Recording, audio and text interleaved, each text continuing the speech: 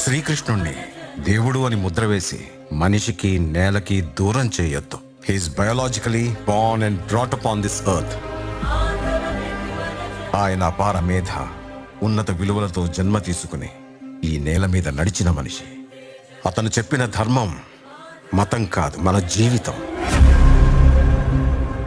గీతతో కోట్ల మందికి దారి చూపించిన అతనికన్నా గురువెవరు?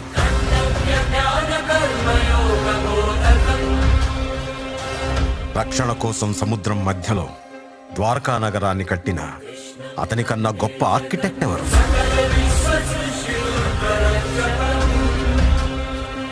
చూపుతోనే మనసులోని మాట చెప్పే అతనికన్నా గొప్ప సైకాలజిస్ట్ ఎవరు?